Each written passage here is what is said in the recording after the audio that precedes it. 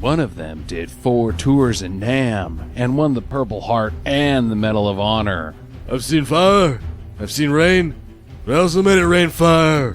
One of them is the world's deadliest sniper with a career kill list of over 150. The only romance I'm interested in is the romance I share with my rifle.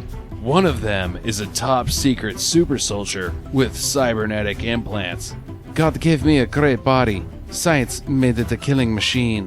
One might ask what they have in common. Murder. Kill. That's right. It's that they have gotten too old for this shit. That's why the good people at Stinger Industries have released a new line of tactical battle supplements for those mature-aged enforcers you know. Is this guy calling us old? No. I'm just saying that I heard you were an authenticity advisor on that Noah movie.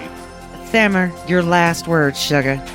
No, he's right. I hunted a man for 2 weeks in the Himalayas last fall. 10 years ago, I would have caught him in just 2 days, but it took much longer because I kept having to go all the time.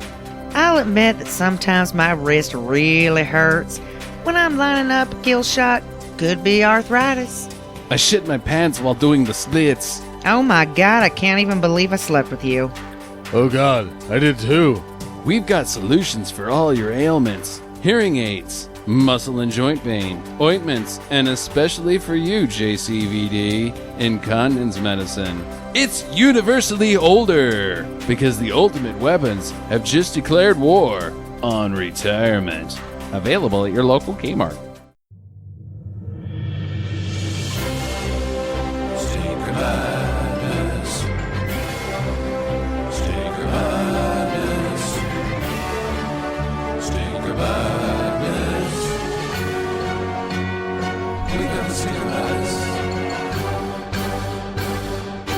Hello and welcome to Stinker Madness! Woo! Oh!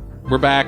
It's another episode, another movie. The movie is Universal Soldier, chosen by one Jackie. Yeah, listen to me, people. Jackie's pick. Usually you pick musicals and fancy costume movies. It's pretty rare for you to pick a bang bang shoot 'em up. And it's also rare that I am really territorial about my movies, and I totally was like, yeah, you know what, this is one of my all-time favorites, and I was totally like, yep, Jackie, you can have this one. Well, you know what really sprung it on me, Sam, was your introduction of Lundgren to me and some of your other picks, and I'm like, dude, okay, I already like Claude, and now that we've watched some Lundgren movies, I am just in. I'm in. This is easily Dolph Lundgren's finest acting performance. Oh boy. Well, I'm stoked about it. Even better than Red Scorpion? No, like, this is, there's, and it's not the whole thing, but, like, there are points in this movie that you will go, this guy might be able to do it. That's what I'm saying about Red Scorpion. I thought he did in Red Scorpion, even though it's a shitty action movie. I thought he did all right. Huh. I am surprised by that. Well, I have never seen this film. I am excited about it. It's got 3 of my favorite hallmarks, including one unmentioned at this point, Roland Emmerich. I love Roland Emmerich movies. It's interesting that this is the first Roland Emmerich and the first JCVD movie, but it's awesome because it's together. Yes, absolutely. I'm super pumped. Getting into the meat and bones of this episode is a little streaming do's and don'ts. Starting off, I watched one by myself. It's been sitting on the queue for quite some time. This is a Netflix movie. Wait, let me bring you in. Okay. All by himself. Yeah, I watched it in my own sadness with a bag of Cheetos. It was great. Cheetos and Mountain Dew and a movie called Blood Surf. This movie has some of the worst looking still shots on the Netflix that you could possibly choose. Like, the cover looks like, oh, this is a shitty knockoff of like Lake Placid or something like that. Or some shark movie. You can't really tell what the monster is, but it's definitely a monster movie. And then you like, well, what's this? 2 guys that you've never heard of, and both of them have their shirts off, and one of them has bleached blonde 90s hair, and they look like D-bags. It looks like one of those fast guy, not like Fast and the Furious, but like knockoff hardcore guys. Like, this might be a hardcore hardcore guys movie. Wait, I watched the first 10 minutes of this with you, didn't I? Before I bagged out. Yes. Well, you had to take a nap, which doesn't say anything about the movie because you would take Bagging a nap out. in the middle of any movie. You wanted to take a nap in the middle of Whiplash, which I thought was the most exciting movie I'd seen in 10 years. Either way, Blood Surf is the story of 4 douchebags, believe it or not, one of them being a female, and their adventures. Yet still a bag of douches. All the way.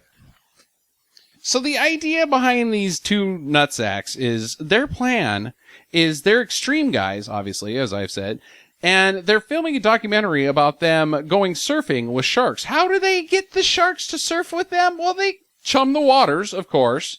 Then they cut their feet with knives, and then they go surfing. Wouldn't that cause you to bleed out because the salt water... No, salt actually is a coagulant? I thought that the salt water would actually cause you to bleed more. No, salt is a coagulant. Well, either way, them surfing with sharks is not the plot of the film, which you would think. There is a 200-year-old giant 36-foot crocodile that lives on the island where they're at that decides to eat all of them. Oh.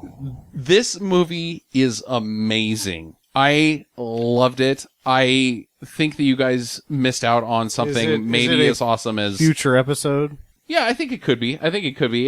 It's very similar to the Shark Attack movies as far as the fun level and how stupid it is. It's better than anything that's ever been on the Sci-Fi Channel. The acting is awful. The dialogue is weird. I was telling Sam this before, that there's references in the script and the lines to objects and props that don't exist in the actual shot. Don't change the script. Just go with it. Just go with it, the movie. Oh, it's mind-blowing. I absolutely love Blood Surf. Do not let the still shots throw you off on it. These guys are douchebags, and you can't wait for them to die. But at the same time, they're so douchey and so shitty that you almost want them to stay on screen. Amazing. Australian movie. Number 2, Jackie and I watched this together. It's called The Conquest of Mycenae on Netflix, or its other title, Hercules vs. Moloch, from 1963. Yes, we did watch this one. I thought you were saying, yes, I like... No, we watched it. We did watch this. Moloch is so ugly that it's just... Oh, God, you're so grateful that they put a mask on him for most of the movie. Well, I didn't even really give a shit about that. I thought he looked terrible when he takes the mask off and reveals his icky face. His gross face. Yeah, he's got a case of gross face. It was... Hercules versus Moloch was a major disappointment. I was hoping for similar lines to Knives of the Avenger, that kind of level of fun, but this was It was an old movie that you would watch while you have the flu. Yeah, it's a drive-in movie, but it's set up as this is a good tale, and it's just not. It's boring and stupid. The stomach flu? Yeah. Or the butt flu? No, like oh my God, I'm going to take some NyQuil, I'm going to lay down and watch this movie and hope I don't shit my pants on the couch. That's what I was saying about the butt flu. Butt flu, yeah. If you have to run out, you don't even pause it. Yeah, you don't care. You don't miss anything. I give Hercules versus Moloch a stinker do not. Do not. Do not. Next up is DNA on Netflix with one Mark Dacascos. Dacascos? Dacascos. Discoscus? Discoscos. Discostecus? Discotech? Yes, the guy from Double Dragon. Is this the one where he had long hair or the short hair? This is the long hair, Mark Dacascos. I loved this one. I absolutely love DNA. DNA is probably going to make it into my year review. It was amazing. Let me set some things up here. Let's describe this film by using 3 other references. Alien, Predator. Oh, yeah, definitely. And Jurassic Park. It was like a weird combo of the 3. It was awesome. Plus long-haired Mark Dacascos. Yes, it was cool. It was great. This is a silly, silly, silly movie unintentionally. I highly recommend DNA.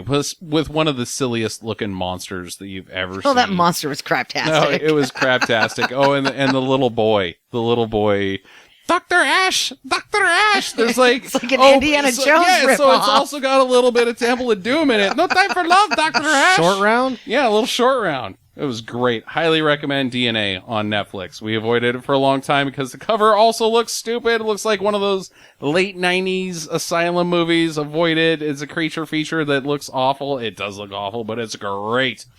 Next is, on YouTube, Curse 2, or the American title, The Bite. Yeah. This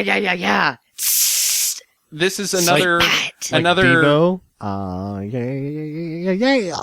Yeah, kind of. Yeah, dude, totally. Another sequel that has nothing to do with the first one. This makes it into, I would put this into a double feature with American Kickboxer 2, or AK2. We'll call this TC2? The Curse 2? The Bite?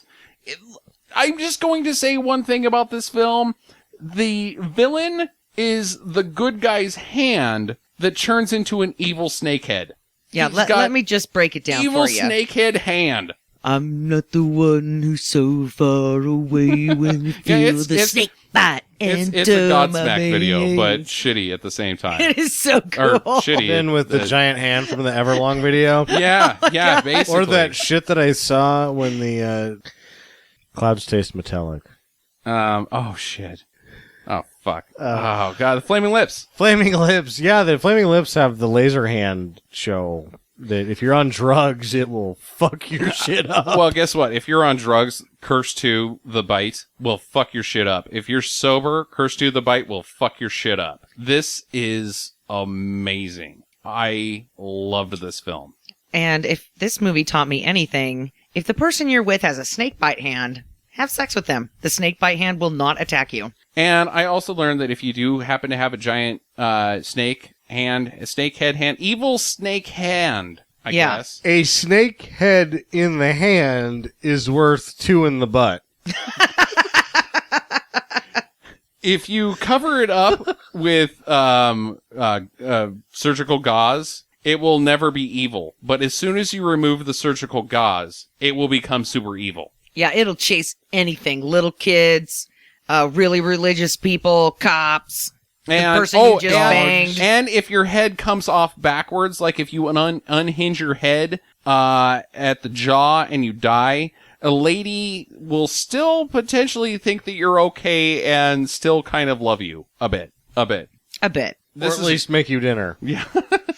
Well, no, she's the dinner. That's the problem. You got an evil snakehead hand. So she just made you dinner by taking off her clothes. Hey, why don't you wear something uncomplicated? Because I'm going to eat you. His anaconda don't want none unless you got buns, hun.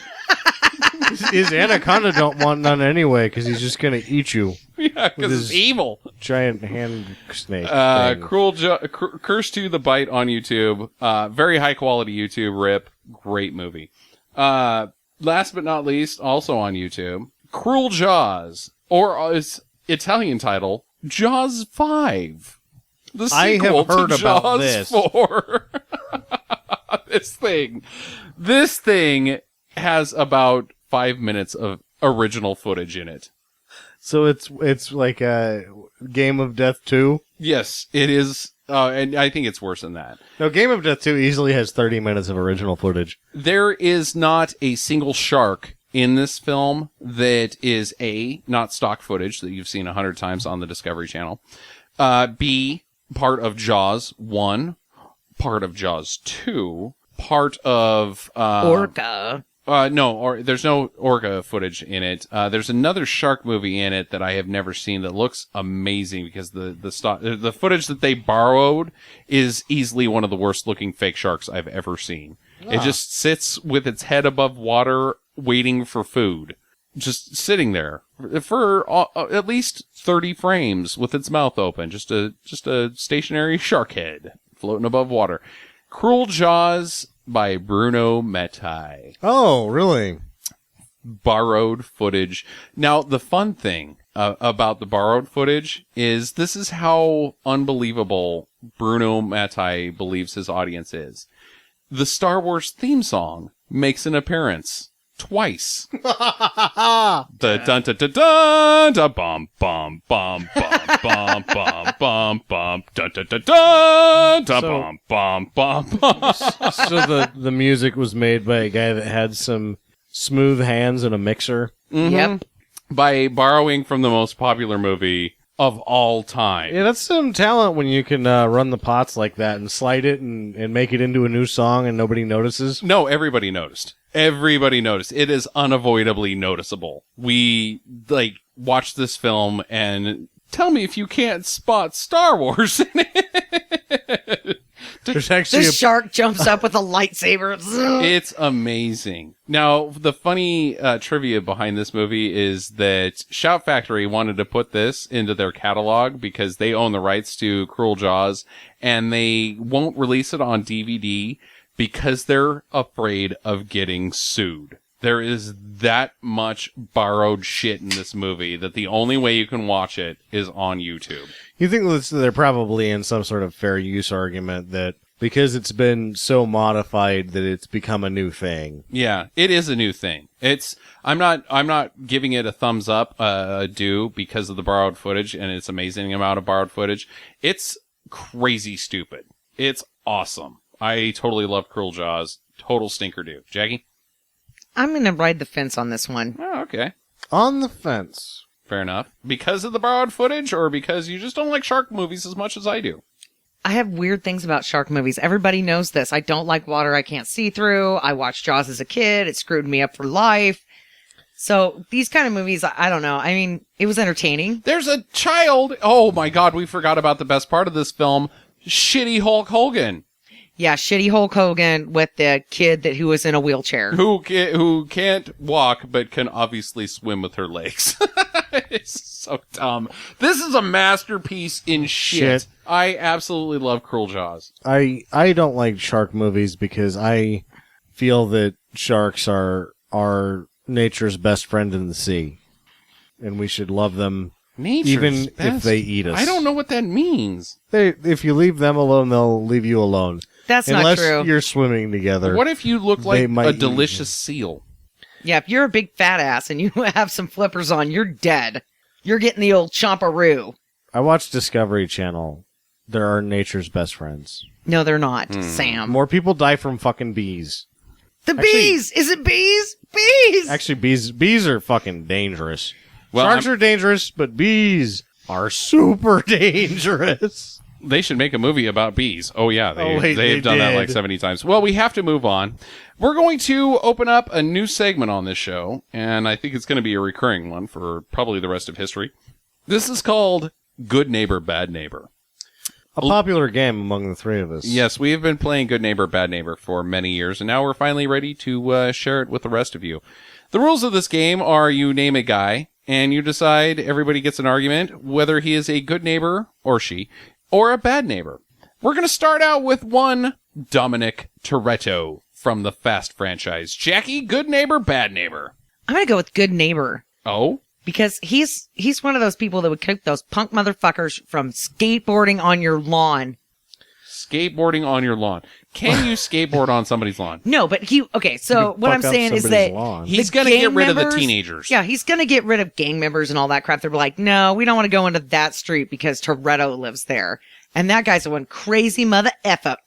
I think. And so, yeah, I'm all about him. And he probably will invite you over for a beer when he's bored. Okay. Sam? I think to one step further, not only would he keep the bad teenage element off your lawn, he would be like, I used to be like you, and he'd teach them a lesson, and he'd show them how to work on cars, and he'd turn them into a criminal that was good for hunting people down and saving the world. He probably has a really nice internship program going. In terms of just a neighbor, because I'm all about the family. That's what's real. It's the only thing that's real.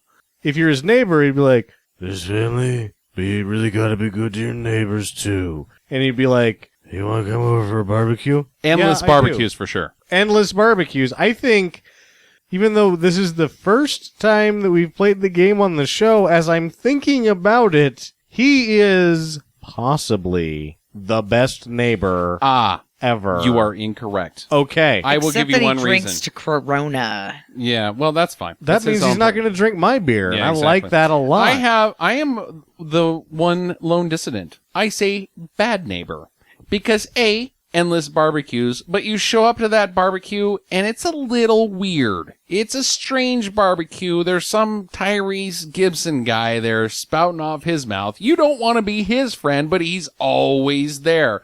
Second of all, He's funny. And if you're a hot lady, you're in with the Tyrese. He's funny. and second of all, Dominic Toretto's always just telling you how much, like, we gotta stick together and we gotta team up and one for each other and all for one. I just met you. I work at a bank and you're a fucking criminal.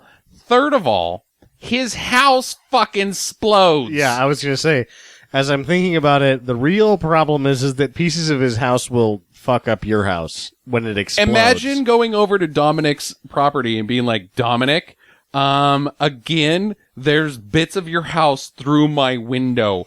Part of your chimney just shattered my child's face. Could you please stop it with the Fast and Furious bullshit? I'm out. Dominic Toretto is a bad neighbor. 50-year-old Dominic Toretto, best neighbor ever. I'm with Sam. Best neighbor. Moving on. Major Scott McCoy, also known as Chuck Norris from the Delta Force. He's a good neighbor because he's never fucking around.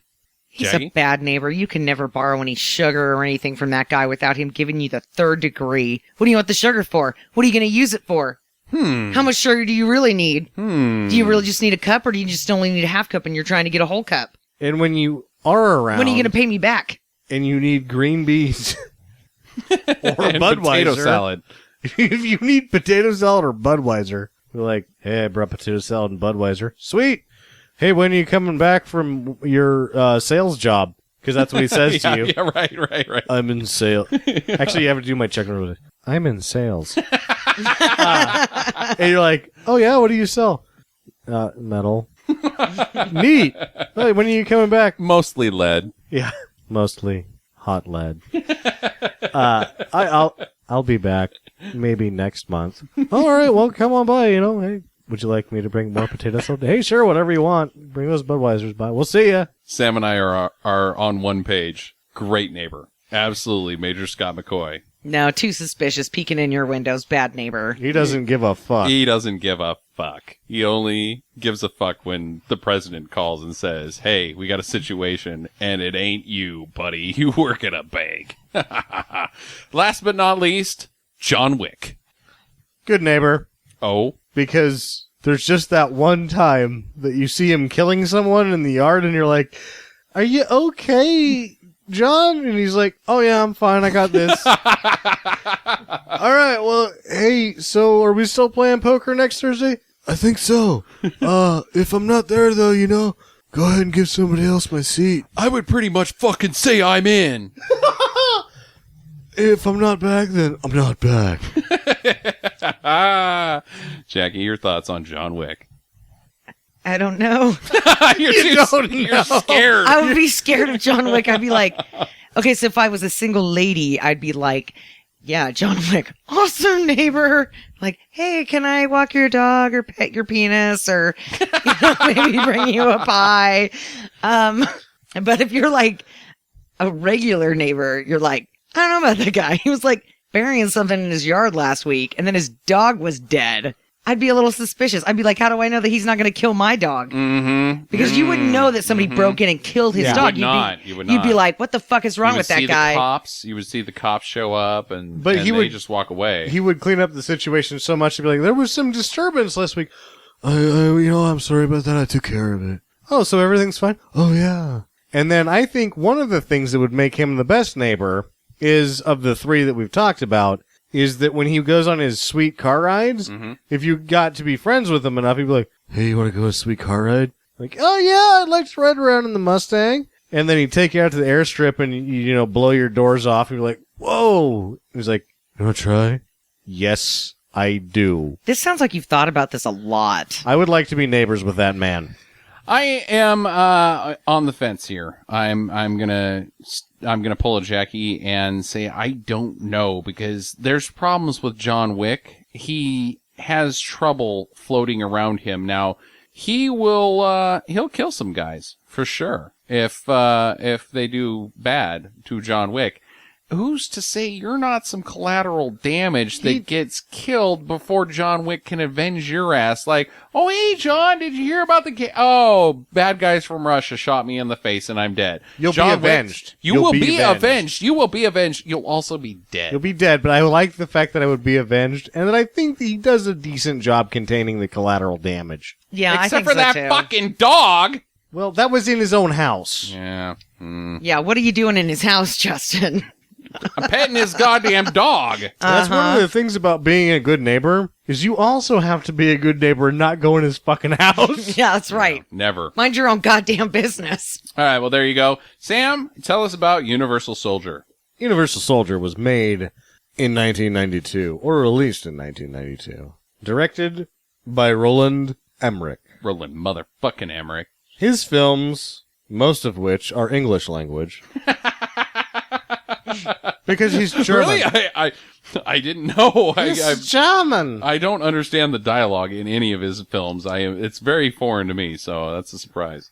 English language Hollywood productions have grossed more than $3 billion worldwide, which is all of a sudden not that much money when Furious 7 has already made $1.3 billion. Yes, yeah, that is a lot of money, but you have to think that Roland Emmerich is a staple for shitty movies. Like, he's... Like, some of his movies are not that bad. Everybody Some of his movies are complains not that every bad. year about the Roland Emmerich. Oh, I hate Roland Emmerich. And then everybody ends up seeing that movie. The guy's a fucking model for shitty movies. There's some decent stuff. I really will. I'll go to bat for Stargate all night long. Sure, everybody likes Stargate. Anyway, I like all of them.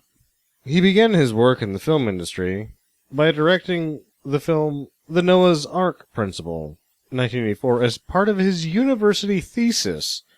This is exciting because when, say, Lucas did THX 1138, they liked it so much they remade it. Uh-huh. His student film got released in 20 countries. They didn't change it. Whoa. The Noah's Ark Principle was released in its state, and it was like a 1.2 million Deutschmarks. They originally came up with their own 20,000, got things going, and then got enough money for it, but... I thought you were going to say that they ended up coming up with their own mark just for him. The Emmerich mark. The Emmerich. You've made too The much money. Emmerich mark. Too many Deutschmarks. The Emmerich. No, they didn't do any of Wiener that. Schnitzels. I love Wiener Schnitzel. He's a collector of art, active campaigner for the lesbian, gay, bisexual, and transgendered community. Mm-hmm. Openly gay. He is also a campaigner for awareness of global warming and equal rights. Gee, I would have never guessed Oh, that what from a his movies. puppy hugger. I would have never guessed that You from know his what? movies. You hug puppies all day, Jackie. I've got a what you psychological disorder. That's why I'm doing it. All right. Oh, well, maybe whatever. After his thesis project, the Noah's Ark Principle became a very unlikely success, released in 20 countries. He would produce and direct and help write Moon 44 with Michael Paré. This film, beyond garnering attention because of its low budget and high visual value, would also introduce him to Dean Devlin, who he would later collaborate with on, of many things, Stargate, this project as well, Universal Soldier. And they'd work together exclusively, all projects together until 2000, which the last film they did together was The Patriot with Mel Gibson, which was a huge success. Well, I like that movie. they're all huge successes, other than these two. Other than some of the ones that he's done lately. It was their last collaboration, but they are back together for the planned 2016 expected blockbuster ID4 Part 1 Forever. ID2. ID2, ID4 Part 2, Wait, one more time? Okay. ID4 Part 1 Forever. I'm getting Independence Day?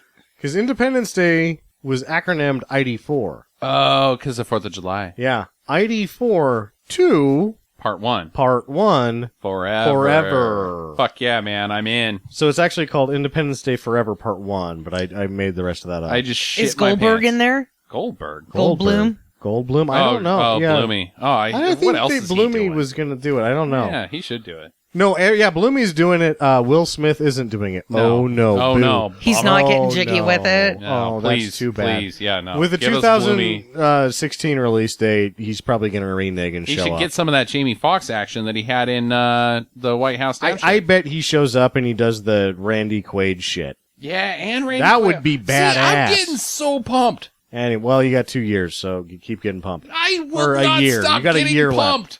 Devlin appears as an additional writer on this film. Stargate was the first film to have a website. The first film ever to have its own website Huh. was Stargate. I am pretty confused about that because I thought that I revealed about 6 months ago that Star Trek Generations was the first movie to have its own website. I do not believe that is the case because this is much before that. I'm a little confused because I thought we were watching Universal Soldier. Dean Devlin is who Not- I'm talking about right now. Not Stargate. Dean Devlin ran the website himself. It was quite interactive, especially for 1994 standards. Mario, Which is, ironically, the same year as Star Trek Generations, just so you know. Talk about the hot buns and Universal Soldiers. That's what I'm interested in. How much nudity is in this movie? You have opened up the Pandora's box. Pandora's box of web business, Sam.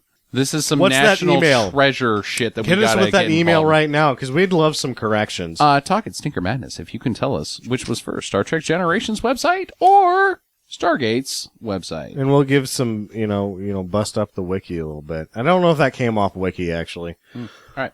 Mario Kassar is the executive producer of this film. You will know him as the co-founder of Carolco. Oh, Carelco. This he is, also in likes fact, pizza. a Carolco film. Hey, how This is a about Carolco that? film. This is also a TriStar film. Which has Yeah. which we will see again when Jackie chooses the Cutthroat Island, which bankrupts the company. Yep. That's both of them. The other vested interest being Andrew G. Vagna. But Andrew G.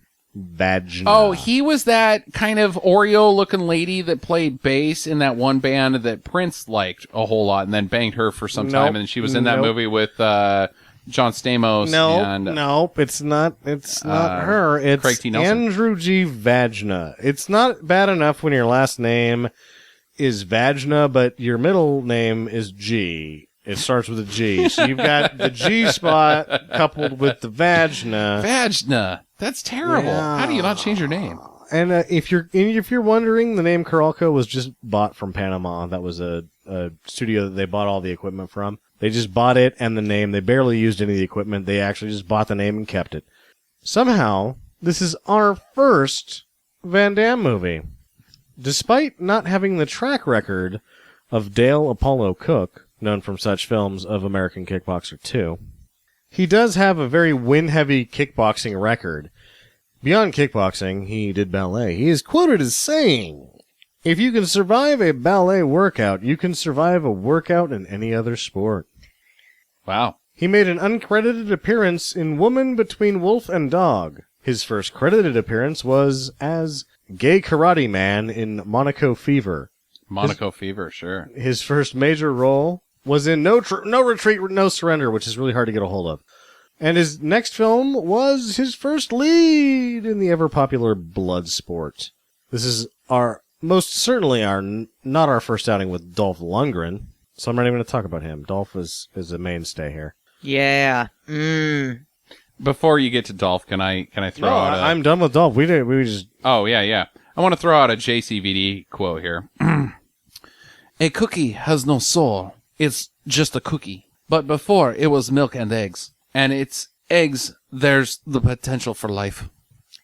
Care for another? Yeah, why not? One more. That was weird. In the year 3000, people are going to speak with sound waves. Don't think I'm crazy. The whales do it. Dolphins too. We do it now, you stupid Belgian dickhead.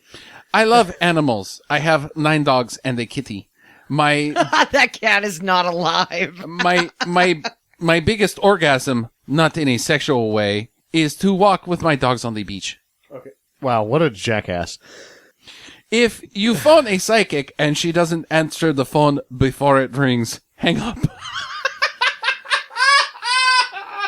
Okay, wait, what? If That's actually sound advice.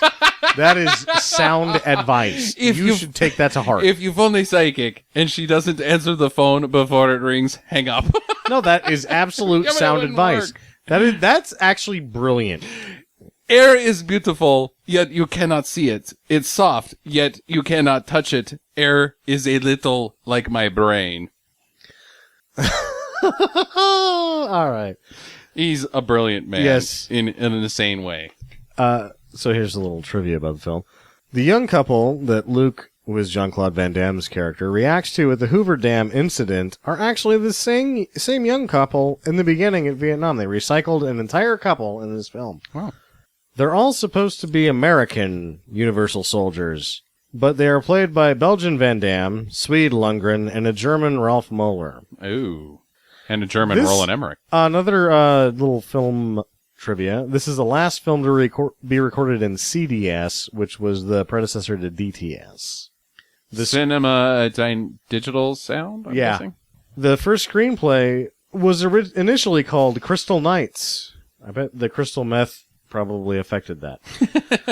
The Grand Canyon bus chase scene, we were talking about recycling with the shark movies. Uh-huh. The Grand Canyon bus chase scene has been used as library footage in the Fred Olen Ray film Critical Mass, produced by one Andrew Stevens. Yeah, Jim. What's it? Jim? Jim, what's his name? Jim Wynorski. Jim Wynorski, yeah. Yeah, so I've seen that. Some of the shit in this ends up in the shit that Wynorski bought. For $5,000. Yes. Vietnam scenes were filmed at the Kingman, Arizona golf course Oh, boy. with set dressings and fake foliage. All I have to say is good job, art department. It's a fucking golf course. Because I didn't know that when I watched. I was like, that's Vietnam. Nope. That's what it looks like. There's a bunch of old guys walking around, and they've got tiny cars that are all painted white. Meanwhile, it's December in Arizona, and they're trying to film this and be like, can we play through? Luke Deverell, his code name in the movie is Unisol Program is GR44. That's a recurring theme. Now, that's to keep an eye out for. Anytime you watch a Roland Emmerich film, because of Moon 44, he likes to put the number 44. It's like the 43 in Star Trek. Or not. No, you didn't. You guys didn't know that. The 43 is a recurring. You cannot find an episode that does not have the number 43 or interesting. a sum or a quotient or a product of the number 44. Oh, how about that? Yeah. Keep an eye out 43, for Eric Norris, Chuck Norris's son. as Eric. GR86. He's a successful race car driver. Good for him. Michael J. White in one of his first appearances. Oh, hey, how about him? He sucks. Tiny Lister. Zeus. GR55. Jerry Orbach. He's Don't in know here. Jerry Orbach. And Christopher Van Varenberg. That's Van Damme's real name. This is his son's first appearance brother. as young Luke Devereaux. And I'm out. Excellent.